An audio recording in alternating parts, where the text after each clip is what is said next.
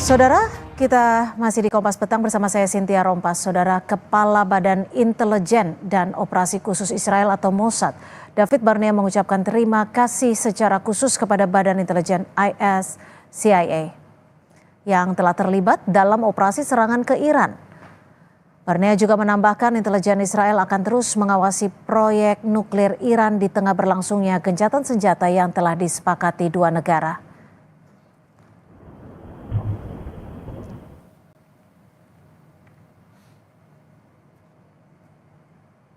Kepala Mossad David Barnea sendiri adalah sosok yang jarang berbicara ke publik termasuk soal eskalasi perang Iran-Israel.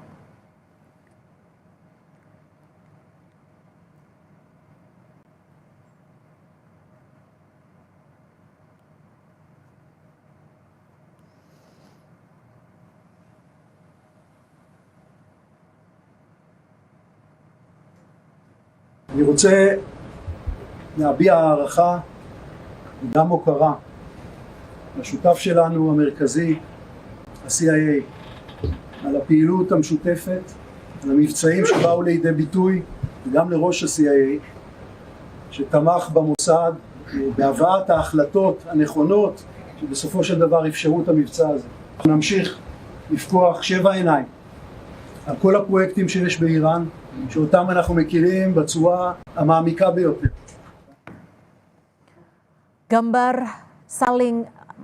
Saudara, informasi saling klaim kemenangan terjadi usai gencatan senjata. Dalam serangan ke Iran kemarin, Israel mengklaim telah menghancurkan sejumlah kawasan militer di jantung ibu kota Iran, Teheran. Salah satunya penjara Evin dan pusat komando pasukan keamanan Iran pada Senin 23 Juni 2025. Rekaman kamera pemantau dirilis pemerintah Iran memperlihatkan saat pintu masuk penjara Evin di Iran rusak karena peluru artileri yang diluncurkan Israel.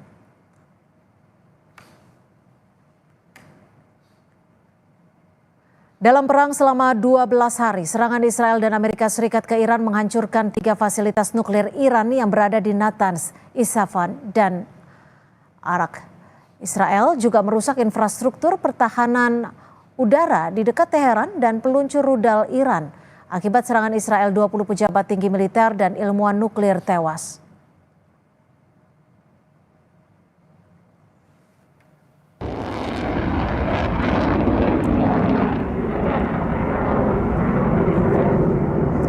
Sementara dalam serangan melawan Israel kemarin, Iran mengklaim telah meluncurkan sejumlah serangan yang menghancurkan kawasan permukiman Israel di Tel Aviv dan Haifa.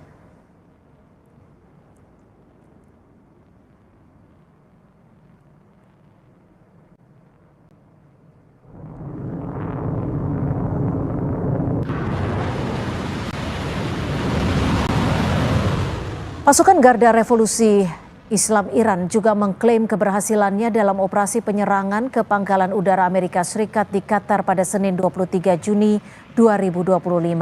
Garda Revolusi Iran menyatakan serangan rudal ini sebagai balasan dari serangan Amerika yang merusak 3 situs nuklir di Iran.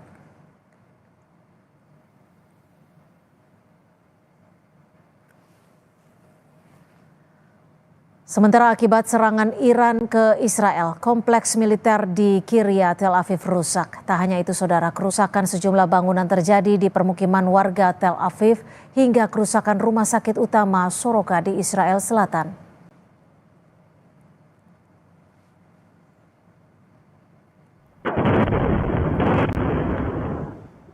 Perdana Menteri Israel Benjamin Netanyahu mengklaim kemenangan dalam perang selama 12 hari melawan Iran. Netanyahu mengklaim telah menghancurkan 3 fasilitas nuklir Iran di Natanz, Isfahan, dan Arak. Netanyahu pun berterima kasih kepada Presiden Trump karena telah membantu Israel menyerang Iran. Netanyahu juga mengancam jika ada yang Iran ingin memperbaiki sejumlah fasilitas nuklirnya, Israel akan melanjutkan serangan. המרכזי בנתנז, את מתקן המרת האורניום באספהאן ואת מתקן המים הכבדים בערק. ידידנו הנשיא טראמפ התגייס באופן חסר תקדים לצידנו. בהנחייתו, צבא ארצות הברית השמיד את אתר ההעשרה במעמקי האדמה בפורדו. תקפנו עוד עשרות מתקנים של תוכנית הגרעין האיראנית כולל מעבדות ומפעלי ייצור של צנטריפוגות. ואם מישהו באיראן ינסה לשקם את הפרויקט הזה, נפעל באותה נחישות, באותה עוצמה, לקדוח כל ניסיון כזה. אני שב ואומר, לאיראן לא יהיה נשק גרעיני. Presiden Iran Masoud Pezeshkian memuji upaya yang dilakukan pasukan militer dan warga Iran atas keberanian mereka selama perang melawan Israel. Presiden Iran menegaskan serangan yang dilancarkan Iran ke Israel sebagai respon untuk mempertahankan kedaulatan Iran.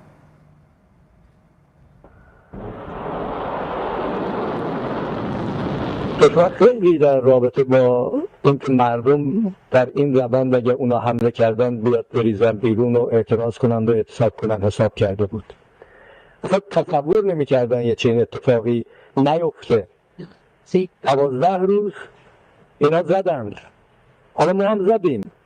ولی مهمتر از همه اینا این بود که مردم همه یک صدا ایستادند از ایران ما، از تمامیت ارضی ما و از کشور دفاع کردن، در صورتی که تمام تلاش‌ها رو این سرویس‌های اطلاعاتی و بیگانه داشتن می‌کردن که در نقاط مختلف کشور ما یه آشوبی را بندازن و بعد سوار این آشوب بشن.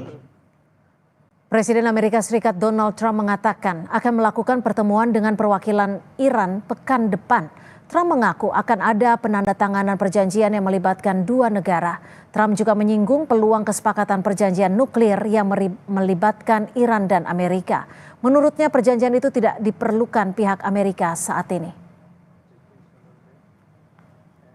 Look, we're going to talk to them next week with Iran.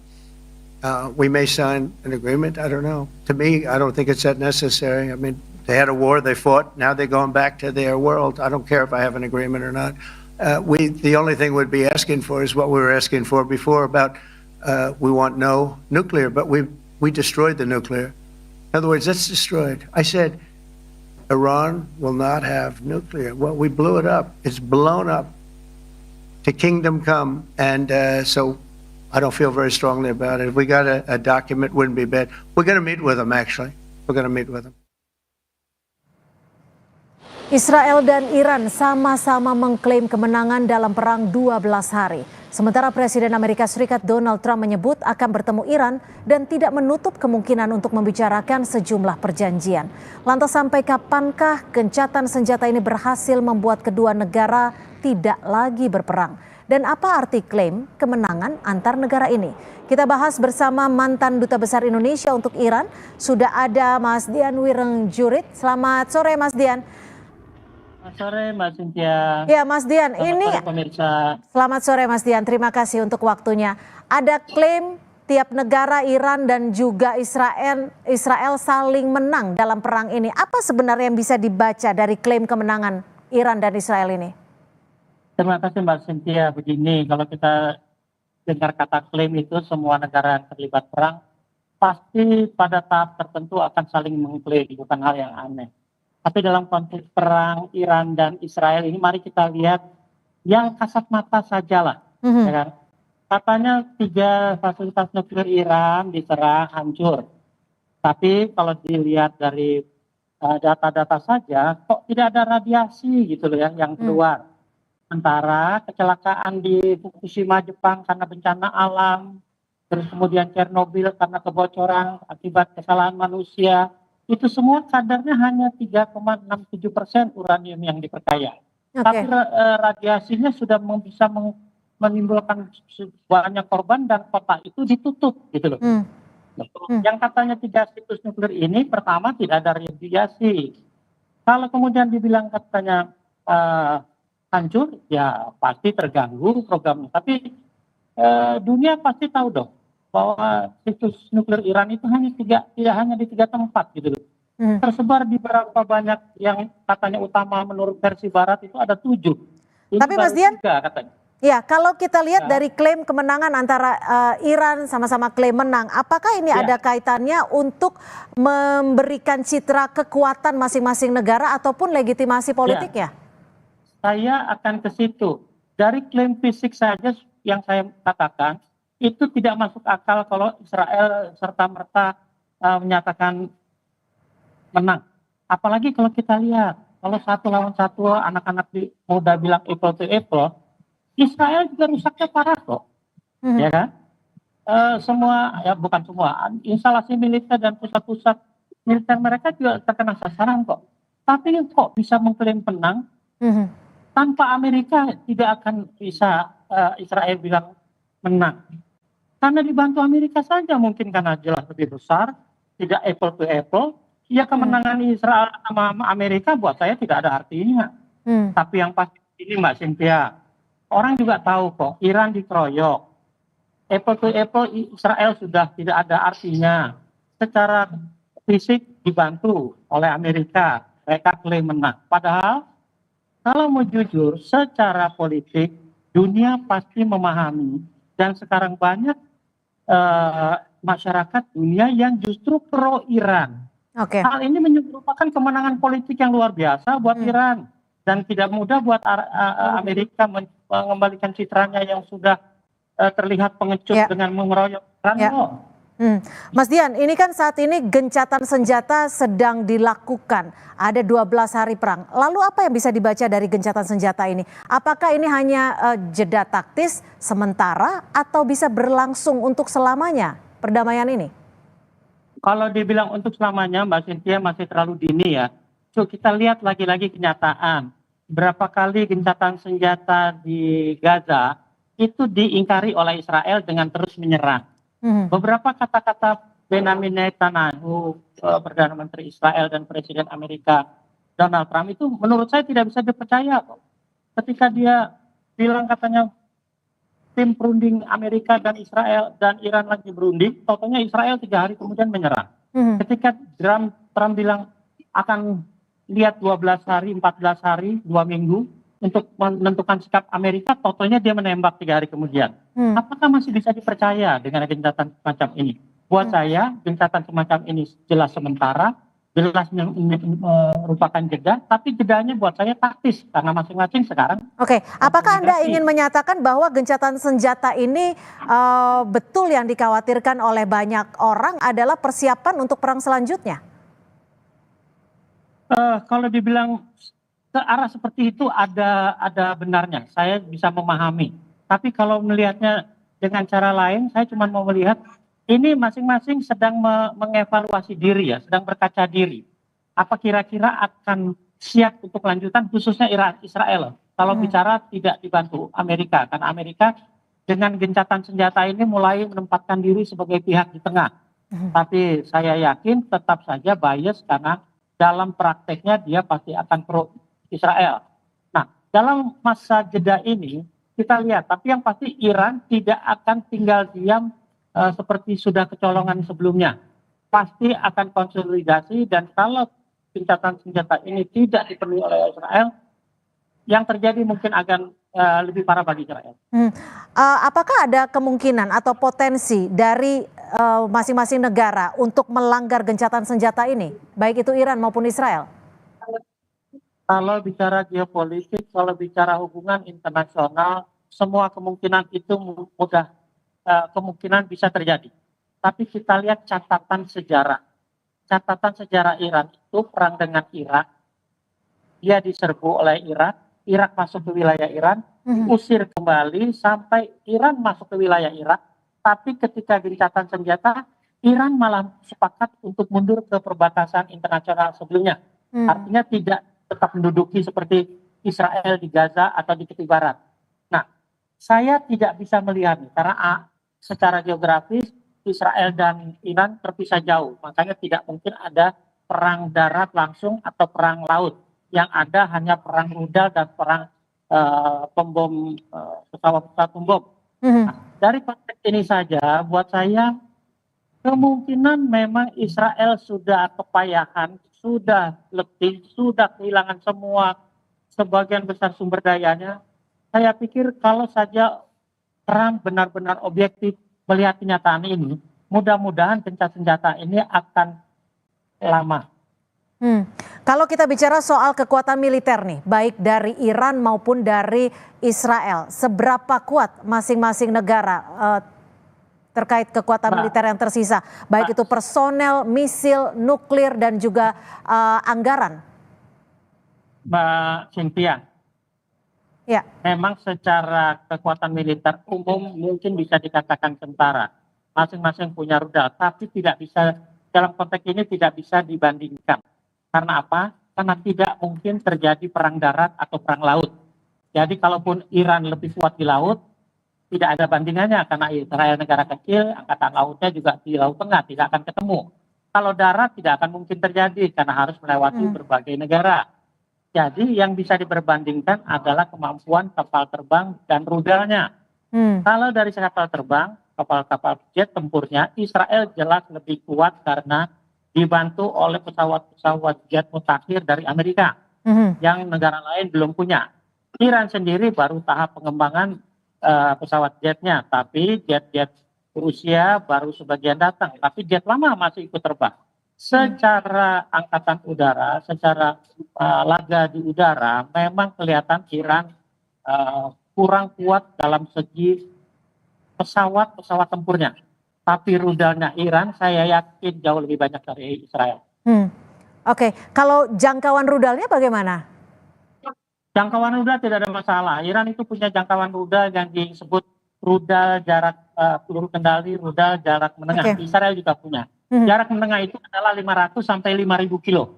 Nah, rudal terbaru Iran sudah bisa mencapai 2.500 sampai 3.000-an. Artinya Israel itu 2.000 saja sudah sampai. Jadi kalau dari segi rudal bisa dilihat di TV, di berita manapun, ratusan rudal Iran itu bisa menembus akhirnya yang namanya pertahanan udara Israel melalui Iron Dome atau Patriot atau apapun. Sekarang kalau kita bicara soal kunci perdamaian, celah apa yang bisa dilakukan agar perdamaian ini tidak hanya sementara, tapi juga bisa berlangsung selamanya? Apakah celah diplomasi masih bisa diberlakukan? Saya, latar belakang saya diplomat, saya yakin diplomasi pada akhirnya akan jadi kunci akhir tercapainya gencatan senjata permanen atau perdamaian sekaligus. Tapi yang saya mau bilang begini, Israel itu bukan siapa-siapa tanpa Amerika. Yang menentukan adalah Amerika, dalam hal ini presidennya. Yang sayangnya karakternya seperti itu tidak pernah bisa dipegang dari sejak perjanjian JCPOA, perjanjian nuklir yang tahun 2015. Trump lah yang mencabut semua itu keluar dari JCPOA, sehingga Israel masih merasa dapat perlindungan dari Amerika. Buat saya untuk tercapai suatu perdamaian yang harus mengetok Israel adalah Amerika. Amerikanya yang harus berpikiran waras, terutama Presiden. Oke, ini juga dikabarkan bahwa Presiden Trump akan bertemu dengan Iran. Apakah peran dari Trump ini bisa mampu menghasilkan perdamaian antara Iran dan Israel? Saya cuma bilang mudah-mudahan pikiran jernih bisa mengatasi gap antara Iran dan Amerika yang selama ini tidak bisa dipertemukan. Tapi Trump memang dari awal sudah dikenal dengan pribadi yang unpredictable, susah diramalkan. Ketika dia maki-maki Korea Utara, ternyata dia mau ketemu sama Kim Jong-un. Bahkan 3 kali mereka ketemu. Bahwa hasil pertemuan itu membawa perdamaian atau tidak di Korea Utara, sampai detik ini masih status quo. Tidak ada kelanjutan pertemuan itu. Kalau sekarang Trump mau bertemu Iran, buat saya kemajuan. Karena sejauh ini Trump sangat-sangat keras terhadap Iran sikapnya karena menganggap rezim Islam Iran itu tidak layak ada. Tapi kalau sekarang menyatakan mau bertemu, buat saya itu sudah secara diplomatik sudah langkah bagus. Oke, kalau kita bicara soal peran-peran dari negara besar lainnya, ada Rusia, Tiongkok, Korea yang tadi Anda sebutkan juga Korea Utara. Seperti apa peran negara-negara ini bisa mempengaruhi perang berkelanjutan atau justru deeskalasi? Kalau saya melihatnya begini Mbak Cynthia, dengan kondisi sekarang saja Trump sudah menyadari bahwa Israel itu tidak bisa lebih lama, tidak bisa bertahan lebih lama dalam perang yang berkepanjangan. Makanya dibantu Amerika. Rusia dan Cina melihat Iran masih mampu menghadapi sebuah negara yang namanya Israel tanpa bantuan mereka. kalau saja perdamaian atau upaya ceasefire yang dilakukan Trump dengan berusaha menemui delegasi Iran berhasil, buat saya itu suatu perkembangan yang luar biasa. Tapi kalau gencatan senjata ini ternyata hanya sementara karena lagi-lagi baik Netanyahu maupun Trump mengingkari janji, saya kira ke depannya dalam waktu dekat misalnya hal ini terjadi, Rusia dan Cina tidak akan diam seperti selama ini. Karena jelas tidak melakukan konsolidasi, sebagian amunisi atau peralatan militer sudah semakin banyak dikirim. Buat saya kalau saja ceasefire ini gagal, gencatan ini gagal, dan Israel berani-berani mulai menyerang Iran, apalagi dibantu Rusia, saya kira dibantu Amerika, saya kira Rusia dan China tidak akan tinggal diam kali ini. Lalu bagaimana Anda melihat dari peran Uni Emirat Arab? Uni Emirat Arab negara yang mengakui baik Israel maupun Iran. Artinya dia harus netral di tengah. Dia tidak akan mau gegabah memihak salah satu pihak karena negaranya kecil dan rawan ya. Artinya dengan modernisasi yang seperti itu serangan rudal Israel apalagi dari Iran itu bisa merusak mereka, dan mereka pasti akan menjadi negara yang paling rugi kalau semua pembangunan kesejahteraan masyarakatnya hancur gara-gara memihak salah satu pihak. Baik, terima kasih Mas Dian Wirengjurit, mantan Dubes RI untuk Iran, atas perspektifnya sore hari ini. Terima kasih Mas Dian. Terima kasih Mbak Cynthia, terima kasih pemerintah, selamat sore. Saudara, informasi lainnya di Kompas Petang.